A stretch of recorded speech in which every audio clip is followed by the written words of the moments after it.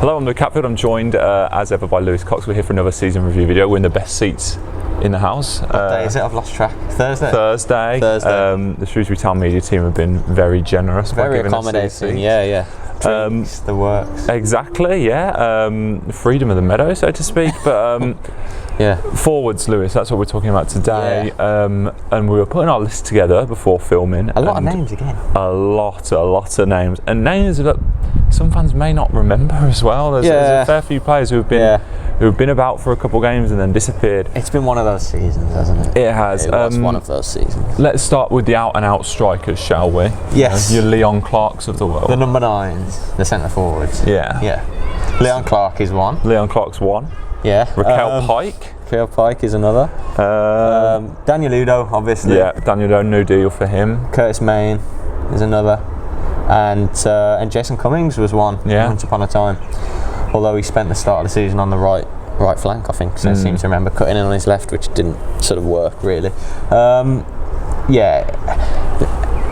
We started this week of videos speaking about GKs, didn't we? And how it was a little bit of a problem position last season.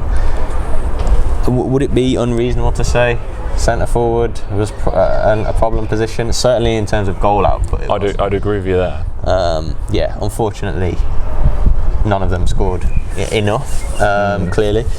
But obviously, as you touched on, Daniel Udo is the one of them that has been offered a new deal, kept on. Obviously, Raquel Pike is still under contract, so he's staying. But Udo was offered a new deal, one of the dozen or so out of contract, and obviously agreed it. So great for him. And he actually played a lot of football, Udo. Yeah. He was. Cummings was let go in January, wasn't he? He went back up to Scotland, and Curtis Mayne was brought in. Obviously, Will Grigg was on the go for a little bit, as he is every transfer window. Hopefully, he won't be again. But they brought in Curtis Mayne at the 11th hour, didn't they? On a short-term deal, similar to David Davis, and it was kind of Mayne and Udo as the centre forwards, wasn't it? Obviously, it was. It was a 3-5-2 under Cottrell, really. So you were playing with a striker and an attacker sort of just off him, or at times there might have been a striker and two, Vella and Worley or Chapman just off him. Of course, we'll get on to Sean Worley and Harry Chapman shortly, who aren't natural sort of centre forwards, but make no mistake about it, Worley and Chapman's goals kept Town up. Vital goals. Certainly Chapman. I mean, Worley was top scorer, his best league return for the club, but certainly Chapman's goals. They bailed out the other strikers to a point, didn't they? Yeah. In terms of goal return, certainly, because Town didn't get enough goals from the others, as we've touched on. Udo, I believe I'm right in saying he got. I should have checked. Apologies. He got 4 or 5. He certainly got 4. He scored on the last day of the season at Crewe. Not sure if that was his 5th, but he clearly hadn't scored enough in his 2 seasons at Town, and that was acknowledged by the manager and I think Dan himself in his new contract video and talks. He's well liked and respected because of he works very hard. Rate, his work rate is second to none, and I appreciate some fans might say, well, you can't play as leading centre forward every week just because of your work rate. Obviously, you need to be scoring. We don't know at this point, early in the summer, the makeup of Steve Cottrell's forward line next season. I mean, you sort of generally think that there's 4 strikers in a squad. Like Udo's one of them. Yeah. Pike's under contract, but we don't know what we don't know what Pike's future's going to be in terms of whether he'll be out on loan next season or whatever, because he didn't play, obviously, did he? Udo will be one. If you were to ask me, will Daniel Udo be first choice centre forward come the start of next season? No, I don't think so, because I think Cottrell's sights will be high in terms of targets for a calibre centre forward. I mean, just last week, a couple of weeks ago, we saw Charlton's Chuks and Ike linked. High profile player for the level, really. Former Arsenal youngster, scored a lot of goals in the Football League. Exciting links, and I expected that, and I expect that to continue in the summer. I think the calibre of who they're looking at, I think I've reported it enough, made no secret about it. I think Cottrell's ambitious, I think the club are ambitious, they will look to back him, and this is where you spend your money up front. This is where the goals cost.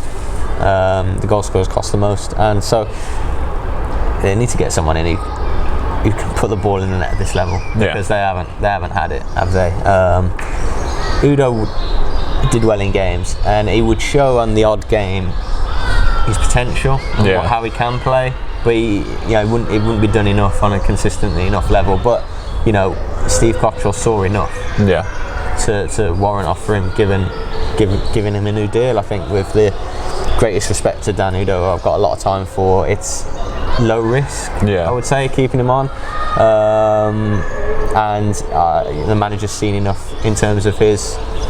The party's just started over there. Yeah, it has. The manager's seen enough in terms of his output, his physicality, work rate, and thinks he can work with him in terms of in front of goal to keep him on. So good luck to him. It didn't quite happen for Curtis Mayne, did it? Came in as a late January deal, just as another body up front, I suppose. Had a good couple of games to start with, showed his physique, really good at holding it up, but again, he only got a couple of goals. Curtis Mayne, one was a pen. Just didn't have that killer touch that you want in terms of being in the right position to finish chances off. Didn't get the goals Town needed from him, but again, played enough games. Was useful enough in giving his efforts and occupying defenders. But again, no real surprise when he didn't stick around. I think plenty of fans were surprised. I think when Udo was offered a new deal. Again, nothing against him. Perhaps we were surprised by that. Perhaps we were expecting a complete sort of wipe of the slate in that position. But no, I can see why Udo. I can see why Udo was given a new deal. Touched on Mayne, touched on Raquel Pike. Didn't work for Clark either, did it? No, I mean, get onto Clark in a sec, but this time last year, Sam Ricketts made Raquel Pike a big signing, 3-year deal. Youngish lad. Came from Huddersfield, I think. He'd done okay on loan at Wrexham with Ricketts, but he started in the early games, had a bad injury before Christmas. Just didn't come back from it. Obviously, he got fit again, but wasn't used. He was used very sparingly from the bench, a couple of minute cameos. Scored at Borough on the first day in the EFL Cup. Was unable to get chances on the pitch after that, and disappointing for a player signed on such a length of a contract. It's quite rare for Town. Usually they'll offer Josh Vella on a 3-year and Aaron Pierre on a 3-year, a high profile player. It wasn't so much the case with Pike, and it didn't work for him, unfortunately. That's not to say it might not work for him further down the line, but let's see. But it didn't work this season. And Leon Clark, that was a strange one. Big name, but just never produced, did he? And he was another one who was unfortunate with injuries, and then a new manager comes in and just wasn't fancied. No, I mean, I remember obviously the transfer deadline was extended, wasn't it, into was it early October because of obviously the pandemic, and Pike had already got the injury late September, and they were very light. And Ricketts turned to one of his former teammates, Leon Clark at Wolves, free agent, obviously after leaving Premier League Sheffield United. He got the winner early on, didn't he? He got the last minute winner at Wimbledon, which was Town's first league winner of the season. Big win. It looked like it was going to be we hoped it would be kick-starting the season. Didn't go that way. I remember Clark in some games here early on having chances, missing a couple of big chances, hitting the post, having a goal ruled out. I think perhaps if those went the other way for him, it could have kicked on for him. But he's no youngster, is he? No. Leon Clark. I think he was either signed 35, turned 36, or 34, turned 35, and he wasn't used by Steve Cottrell. We sort of learned towards the end of the season that he had injury problems. He actually had to have work done on a back problem, but had a big hamstring injury. I think I remember him picking that up at Fleetwood away on a Tuesday night, defeat under Ricketts. Don't think he was seen again until January. In fact, the first game back after the COVID break, end of Jan, obviously under Cottrell, but the manager was away. Leon Clark started at Sunderland, which surprised us all. Didn't cut it that afternoon, missed a big chance. And I don't think we saw him again, to be honest. No. That was actually the second. So the first game back was Southampton in the FA Cup's first league game back. But I mean, that's just a flavour of a position where it didn't quite work for Town this season. Yeah. If fans will say, it's been so long since we've had a 20 goal, league striker. Well, it has. It's probably been, Grant Holt, which is over a decade. I suppose I've had someone like James Collins since then who's scored goals for Town and gone on to do well, and someone like Stephen Payne, Carlton Morris. But yeah, it's not easy, is it? It's never easy to find a player like that. Yeah, obviously it's where the big clubs are looking for them and have the money to get them in, and if it's players that have scored a lot of goals elsewhere and been noticed, they'll be signed for the biggest money. I mean, in recent years, Town had a knock in a Beery who was in double figures in the conference and got someone like him in, and he got a few goals at this level, a dozen or more. Obviously he was sold under Ricketts, but perhaps it's that. But no, I think Town will shift. We mentioned Anike. I think the calibre of the strikers will shift, and they'll look to get someone of note in, I think. And you'd back Cottrell with his reputation and pulling power. Hopefully backed financially to be able to do that, but it is a big ask every year. But we've obviously got the forwards. That's it. The goals really came from those other positions. The likes of your Harry Chapmans, Sean Morley, who's been around forever, part of the furniture now. It was those players who really stepped up and produced the goals, wasn't it? Yeah, like I said earlier, their goals kept Town up, didn't they? Sam Worley, who's obviously had a number of seasons here now, mentioned a couple of times in his videos of Ricketts being unfortunate with injuries. Worley picked up an injury here, I think, on the first home league game of the season against Northampton. I think he missed 6-7 weeks, and I remember saying back at the time, by hook or by crook, whether you agree with it or think it's right or wrong or whatever, Worley's still the team's most influential attacker. Yeah. And Ricketts was missing him for a large period. It really blunted Town, to be honest, because Sean Morley is still very dangerous in this division, and I think still possibly not undervalued or underappreciated, but just in terms of how much of a threat he is. Maybe goes slightly under the radar. Yeah, possibly. But he was obviously missing, and it wasn't really until I remember he made his 200th appearance for the club, didn't he, at MK Dons away, which was Sam Ricketts' final game. Mid-November, mid to late November, and he scored within like 30 seconds of his 200th game. Great goal, great moment. He'd only really just come back from injury, to be honest, and it showed what an impact Ricketts had maybe missed with him, and how important he still is. And yeah, he was good under Cottrell, wasn't he? He really was. Cottrell's first couple of games here, when there were some fans just before Christmas, Worley scored a great free kick down there, Accrington Stanley, I think it was. He scored the winner. We had those 3 away wins, the 1-0s, get this right, Hull, Lincoln and Doncaster within a week or so. He got the winner at Lincoln, who were top at the time, I think. Really influential in one of the forward 2 roles in the running he was doing alongside Udo. To me, Worley shows no signs of slowing down. No. I think I'm right in saying, sorry Sean if I'm wrong, but I think he's 34 in the summer, in August, but he doesn't look, to me, any different in his running as to when he was 28, 29. So he doesn't think he's slowing down either, and it was great to see him, his contract terms triggered, obviously by appearances he made to have another year at the club. He's going into his 7th. Hopefully he can clock 250 games. I think he will. Just a great asset for the club. Fans love him. He wants to step into coaching as well, which I think he's been doing a bit of with the under-18s. I think the club should really look to lock him down, even when his playing time finishes or whatever. I think Cottrell appreciates and rates him. I do, his energy, and he can be a match winner, can't he? Similar to Harry Chapman. Yeah, similar to Chapman. I was finishing on Worley, top scorer, 9 goals, I think, 9 league goals, which is his best for the club. Signed off in style at Crewe with a lovely goal. Top scorer. He had a great season. Really did. Great individual, personal season.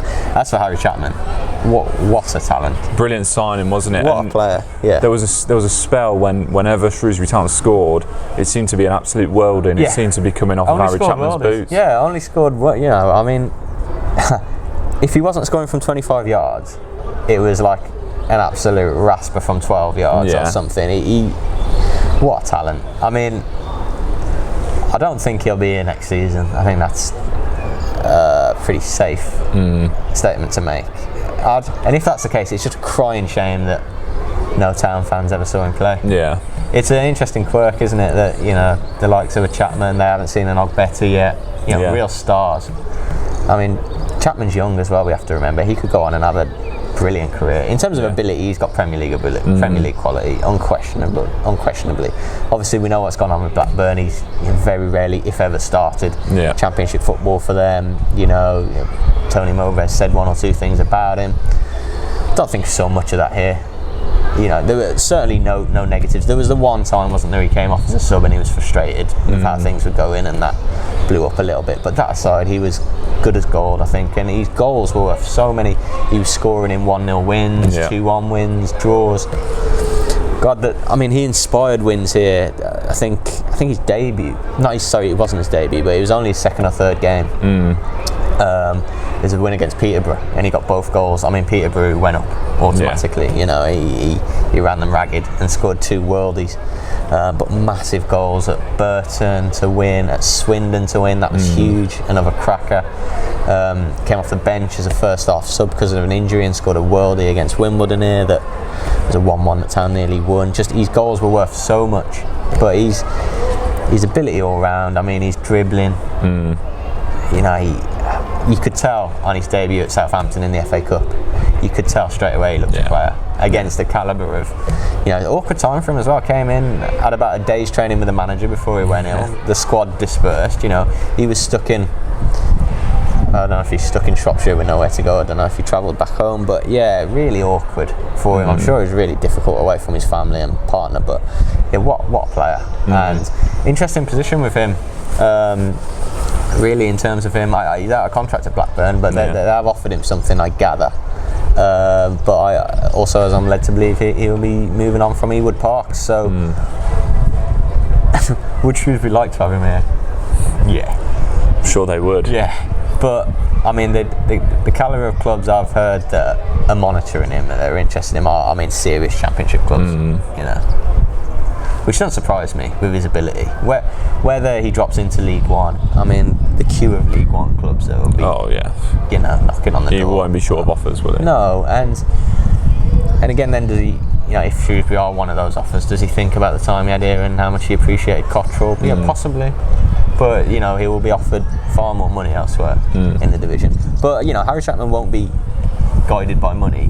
He'll want to play because he hasn't played anywhere, so he'll want to go somewhere where he's going to play, and he's going to be like the main man. And yeah, it was an interesting one towards the end of the season, wasn't it, when Chapman and Worley were sort of rotated, when Town sort of got all but safe for much of the final 10 games, really, dozen games.